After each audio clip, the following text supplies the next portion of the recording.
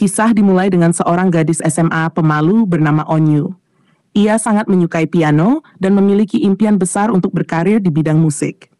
Di awal film, kita melihat Onyu cemas menunggu bus di halte. Ini adalah hari pertamanya di sekolah baru, dan untuk menangkan sarafnya, ia mendengarkan musik dari artis YouTube favoritnya, Jisoo. Dengan jutaan penggemar, Jisoo adalah idolanya, dan Onyu mengaku sebagai penggemar terbesar.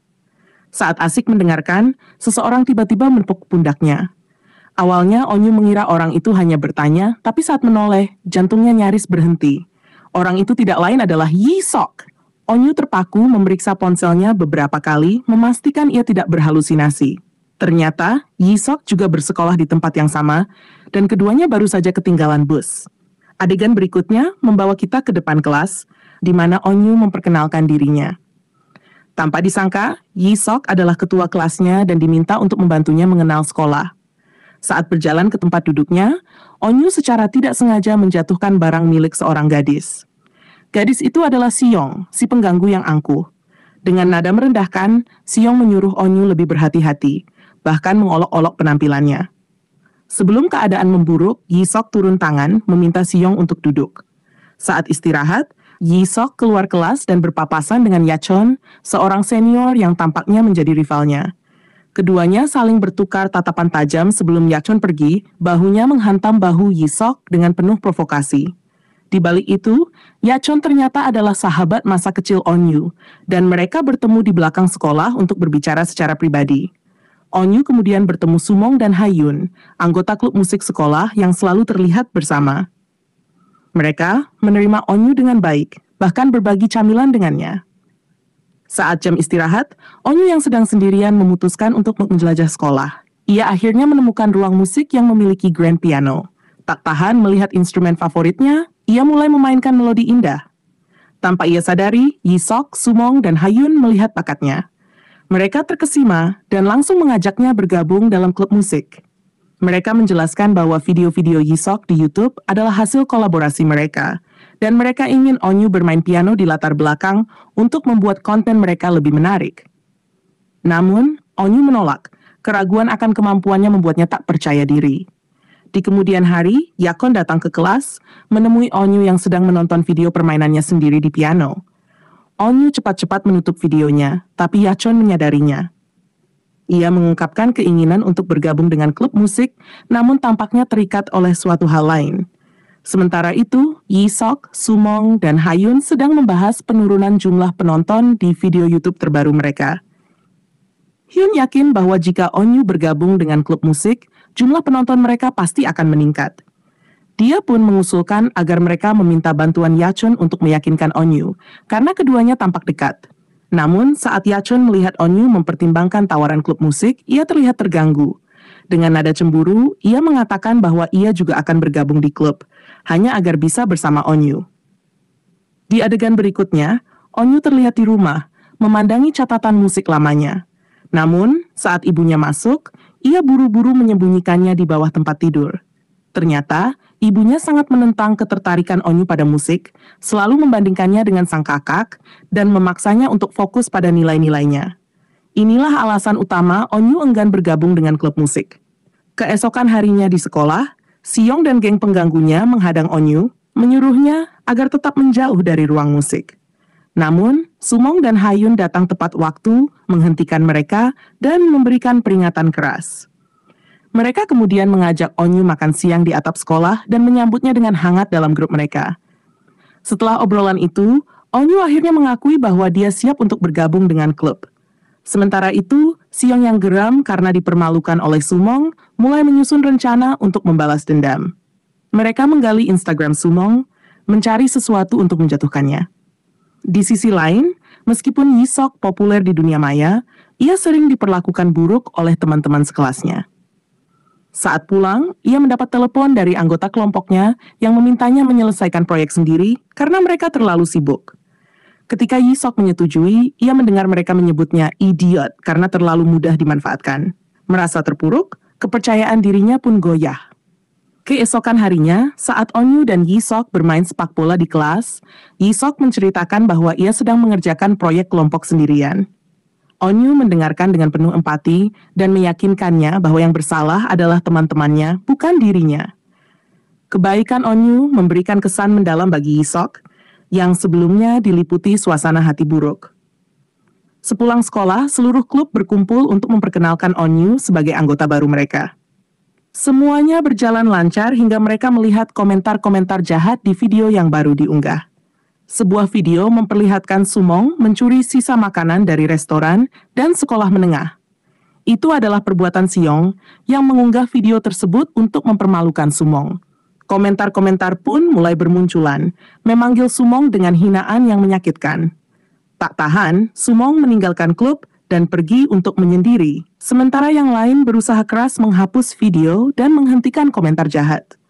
Onyu dan Hayun akhirnya menemukan Sumong di teras sekolah, mencoba meyakinkannya bahwa mereka akan melalui ini bersama. Namun, Sumong yang masih terpukul menolak dan berjalan pergi. Dalam perjalanan pulang, Sumong teringat mengapa ia pernah mencuri makanan itu untuk neneknya yang malang. Saat itu Hayun membergokinya, namun bukannya menghakimi, Hayun justru menawarkan sebungkus saus yang berbeda untuk dibawa pulang. Di masa sekarang, Onyu menemukan Hyun dan Yi-sok menunggunya di luar sekolah. Mereka berbagi sepotong nanas dan saling memberikan pelukan penuh kehangatan. Sejak hari itu, Yi-sok dan Onyu mulai berlatih musik bersama setiap hari. Yi-sok bahkan mendukung Onyu untuk terus berkarya dengan musiknya sendiri. Namun, dukungan itu tak dirasakan dari ibunya. Saat ibunya mengetahui bahwa Onyu kembali bermusik, ia marah besar, menganggap putrinya tak cukup berbakat untuk mengejar karir di bidang musik. Kepercayaan diri Onyu pun runtuh, membuatnya menangis. Dalam keputusasaan, ia menelepon Yakon dan percakapan mereka menguatkannya, sedikit mengobati luka hatinya. Keesokan harinya, Onyu mengunjungi perpustakaan bersama Yi-sok. Namun, Yachon yang mengetahui hal itu tak mau kalah dan ikut bergabung. Keduanya pun bercanda saling mengejek yang membuat Yi-sok merasa cemburu. Tak lama setelah itu, Yi-sok mengirim pesan dan mengajak Onyu belajar bersama hanya berdua. Onyu pun setuju dengan senang hati meninggalkan Yakon yang merasakan pahitnya ditinggal. Setelah sesi belajar, mereka semua berkumpul untuk makan siang. Yi-sok mendorong Onyu untuk menulis lagu asli untuknya, tetapi Onyu tidak yakin pada kemampuannya sendiri. Setelah didesak, ia akhirnya berjanji akan melakukannya suatu hari nanti. Di adegan berikutnya, kita diperlihatkan kilas balik saat Yi-sok dan Yachon masih berteman dekat, biasa bernyanyi bersama dan mengunggah cover lagu di YouTube. Namun, penonton tampak lebih menyukai Yi-sok dan mengabaikan Yachon. Saat mereka mengikuti audisi untuk label rekaman besar, juri hanya menginginkan Yi-sok. Demi menjaga perasaan Yachon, Yi-sok menyembunyikan hasil audisi dan diam-diam menandatangani kontrak. Saat Yachon mengetahui ini, ia merasa dikhianati dan hubungan mereka berubah selamanya. Kembali ke masa kini, Yachon mendesak Yi-sok untuk menjauh dari Onyu, mengancam akan memutuskan persahabatan mereka jika Yi-sok tetap dekat dengannya. Namun, Yi-sok mengungkapkan bahwa ia sebenarnya tidak pernah menandatangani kontrak dengan label tersebut karena tak ingin berada di sana tanpa Yachon. Yi-sok juga mengatakan bahwa ia sudah mencoba menghubungi Yachon berkali-kali, tetapi selalu diabaikan. Setelah saling memohon maaf, mereka akhirnya menyelesaikan kesalahpahaman lama itu. Dalam kelelahan, mereka tertidur di tangga dan saat terbangun, mereka menemukan diri mereka terkunci di dalam. Hubungan Onyu dan teman-temannya pun semakin erat, tetapi kehadiran anggota baru memicu kecemburuan di antara mereka. Suatu hari, Hayun merasa terluka saat mengetahui bahwa Onyu dan Sumong pergi karaoke tanpa dirinya. Saat dipasangkan untuk proyek kelompok, rasa kesepian Hayun semakin dalam hingga ia akhirnya meledak, meminta mereka untuk berhenti berpura-pura peduli. Hayun melarikan diri ke taman, merasa hancur. Namun, saat hari semakin gelap, Sumong menemukan Hayun sendirian di taman dan mencoba menghiburnya. Saat itu juga Yachon, Yi-sok, dan Onyu melompat dari balik semak-semak sambil membawa kue ulang tahun untuknya.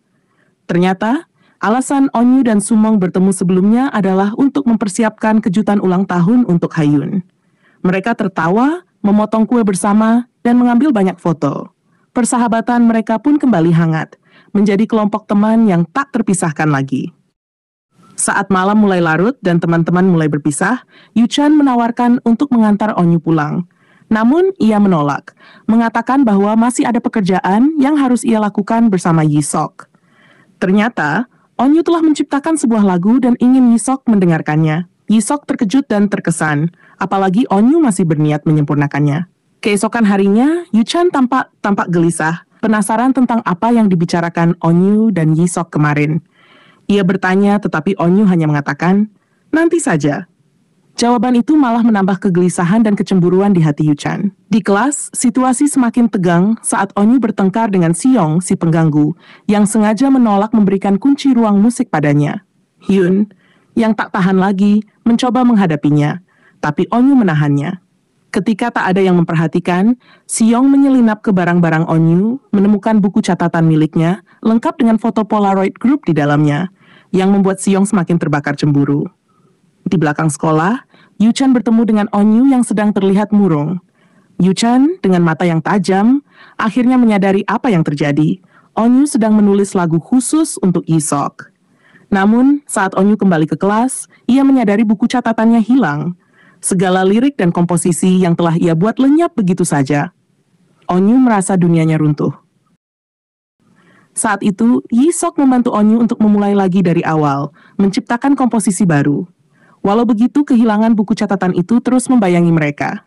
Ketika Onyu mengeluh tentang foto grup yang hilang, teman-temannya berjanji untuk mengambil foto baru bersama-sama, berharap kenangan mereka tak akan terhapus. Di hari-hari berikutnya, Yisok perlahan-lahan menyadari bahwa musim favorit Onyu adalah musim semi, dan ide itu menjadi inspirasi utama untuk lirik mereka. Tapi, ia juga melihat betapa dekatnya Onyu dan Yuchan. Menyadari bahwa mungkin keduanya saling memiliki perasaan, Yisok mulai menjauh, meninggalkan Onyu dalam kebingungan dan kesedihan yang dalam. Yuchan, yang memperhatikan perubahan sikap Yisok, akhirnya mengambil langkah.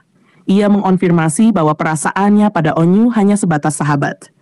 Rasa cemburunya hanyalah reaksi atas kedekatan Onyu dengan orang lain. Ia pun memberi Yisok izin untuk mendekati Onyu tanpa rasa bersalah.